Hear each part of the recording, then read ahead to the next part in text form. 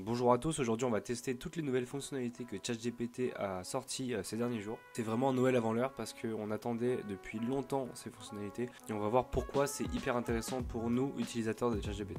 Avant de commencer, j'aimerais vous dire que j'ai 2 dates de formation en janvier qui sont prévues. N'hésitez pas à aller sur mon site internet, ça va partir très vite. Ça va être la meilleure façon pour vous, chefs d'entreprise, de commencer l'année 2025 aux côtés de l'innovation. Je vous mets le lien en description et je vous attends là-bas. On va passer tout de suite sur ChatGPT et la première grosse nouveauté qu'on va voir, ça va être la petite boîte à outils qu'on a ici. On va pouvoir utiliser directement l'usage de, par exemple, DALL-E pour générer des images, rechercher sur internet, utiliser le modèle O1, donc je vais en parler dans quelques minutes, qui est le nouveau modèle de raisonnement officiel de ChatGPT. Donc on va pouvoir l'utiliser en pleine conversation dans une conversation ChatGPT 4o. Et ensuite le Canva. On avait déjà également, mais avant il était en haut, donc ChatGPT with Canva. J'avais même fait une vidéo dessus. Sauf qu'aujourd'hui on le retrouve ici. Ce qui est beaucoup plus ergonomique en termes d'utilisation, car on va pouvoir tout de suite l'utiliser. Lui demander par exemple un template de contrat. Et il va directement ouvrir dans un Canva. Ce qui va nous permettre, encore une fois, en pleine conversation, d'activer cette fonctionnalité. Ce qui était un peu galère avant, c'est qu'on devait lui dire ouvre-moi ce texte dans un Canva. C'est un peu fouillis. Donc la deuxième grosse nouveauté qu'on va avoir aussi, c'est l'arrivée du coup du modèle O1 officiellement, parce qu'on était en O1 Preview juste avant. Maintenant on est en O1 officiel.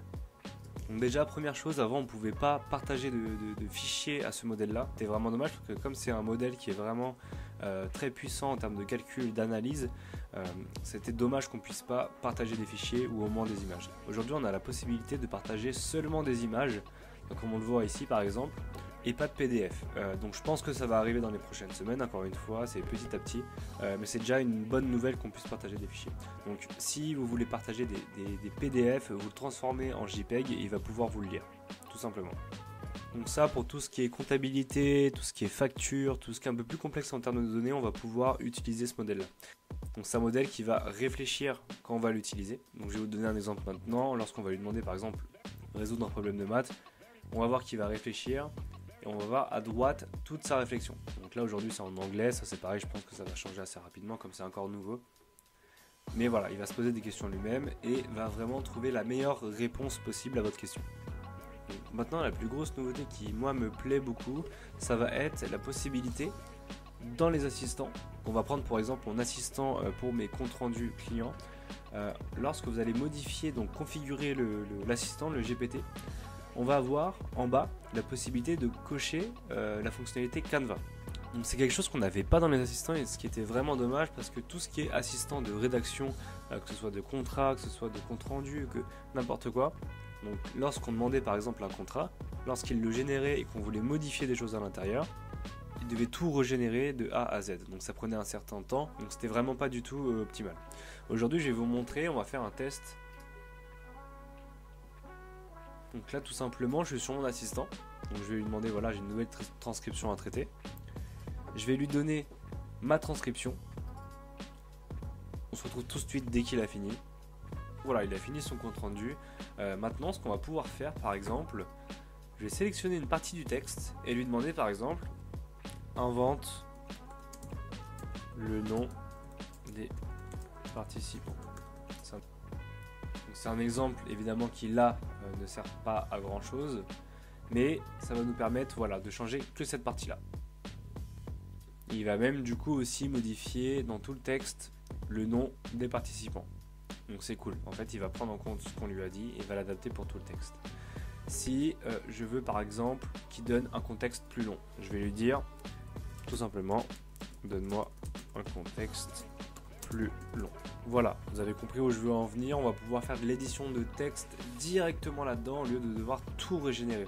Donc ça va être vraiment game changer pour tout ce qui est, voilà, comme je l'ai dit, contrat, action de rapport, de compte rendu, comme je suis en train de faire là.